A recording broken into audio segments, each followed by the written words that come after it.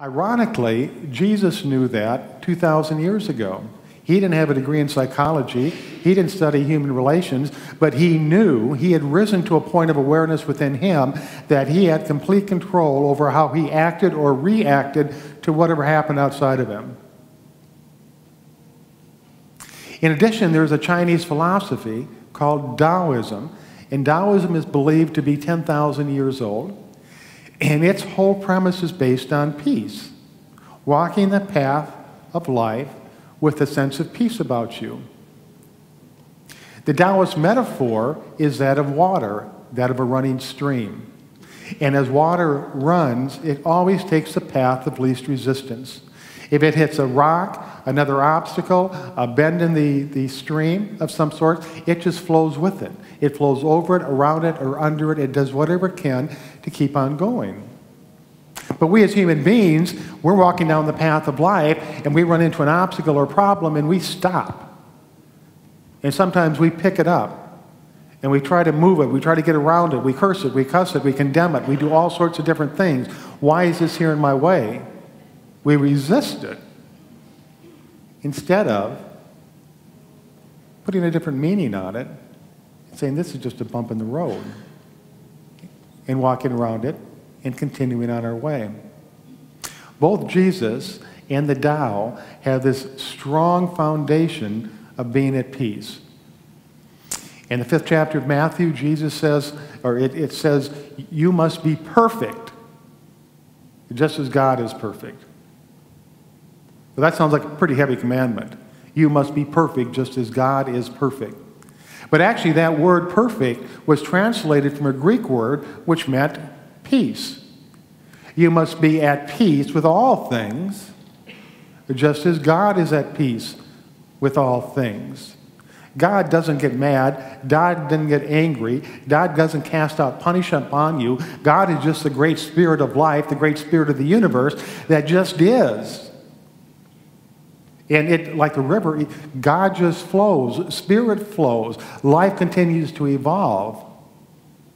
But we step outside that God nature of ours, and we step outside the nature of the universe, and we're not particularly at peace with everything. And sometimes that's good. If it's something that can change, then we put forth an effort to change whatever it is and make it for the better. But too many times we get caught up in trying to change the unchangeable. And a lot of times that means other people. We get mad at other people, we get angry at other people, we reject other people, we talk about other people, we resist other people because they're not the way we want them to be. Once again, it's only the result of the meaning we have put on their behavior. What does it mean to us that that person is acting in that manner?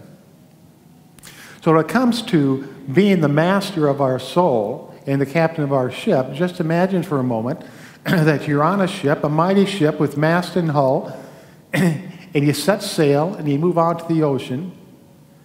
But instead of commanding the ship, you go over and you sit down on one of the sideboards at the side of the ship and you just let it go. You let the ship wander, wherever it might. No control whatsoever. You've got a destination in mind. You want to be happy. You want to experience love. You want to be prosperous. You want to have a peaceful existence. But you just sit there and you let the ship bob in the water. You'll possibly crash into the banks, the rocky banks of the shore. The sails get tattered. And pretty soon you're just in this out of control situation where the waves and the water dictate where you go and what you do. Instead of moving back, taking control of the ship, using your inner guidance and your intuition, which you have, which is a God-given gift, which is probably the greatest treasure you have, the knowledge and the wisdom to know how to live your life. And you know that better than anybody else. And direct your ship. And when you navigate the straits of challenges, problems, and other difficulties in life, you discover that you always move forward, it always improves, you're always on your way to your higher good. Now, the easiest way and the most effective method for changing the thoughts that we have committed to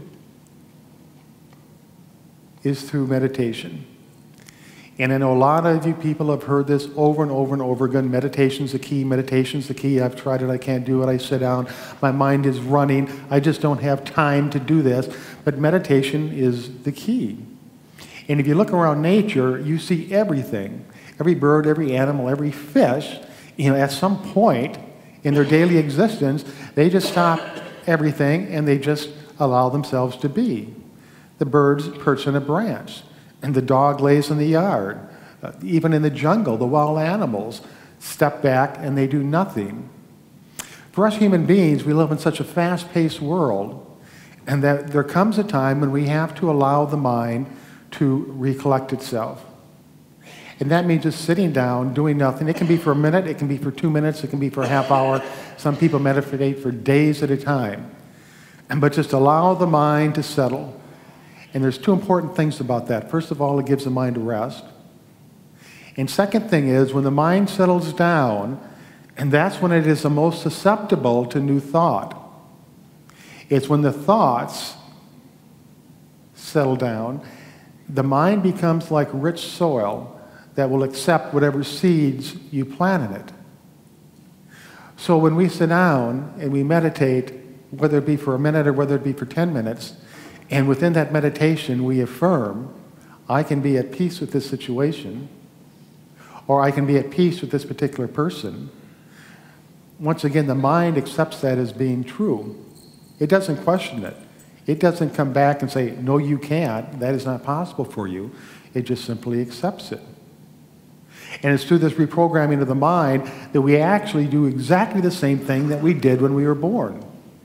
As we grew up, the world around us imposed beliefs on us. The mind accepted them as being true, and we went about our life using those beliefs to define the situations and circumstances of the world around us. Now, the key here is to realize that you're the one in control, nobody else. Once again, life doesn't make you feel a certain way. You make what's happening in life feel a certain way. And if it hurts, if you're suffering, if you're in misery, or if you're in anger, rage, guilt, shame, whatever it is that works against you, that weakens the body, that doesn't feel good, is a thought that needs to be changed. It's something that you need to come to peace with. And it doesn't necessarily mean going out and changing the world. It just means I am okay with what is happening. I have the ability to create a meaning of this situation within me, and I am the one that is going to determine what this does to me. Something out there is not going to determine what it does to me. That all sounds very simple, and it is very simple. Life is very simple. Every other creature on earth uses this same method to move through life, except it's strictly for a survival, an instinctual purpose.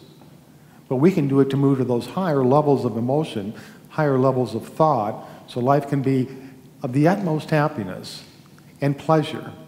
Even the most difficult times, when we've lost a loved one, or we've lost our job, or we're facing something that just seems monumental, it's slowing down and saying, I can be at peace with this situation. All I have to do is establish a meaning of what this means to me, just like the woman 8 years ago that was homeless and in her car. What she determined was, this means that I've got a new beginning. This means that I can learn a new skill. This means that my husband can get some sort of supportive government program to go back to school. And as a result of that, her life flourished. So as we go into meditation this morning, I just want you to slow down a little bit. Think of something if you'd like. Don't think of something if you don't want to. If thoughts come into your mind, just see them as clouds in the sky that are passing by. Don't attach to them.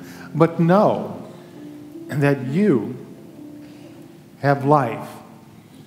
You have time before you, and you can do with that time whatever you choose. We'll now move into meditation.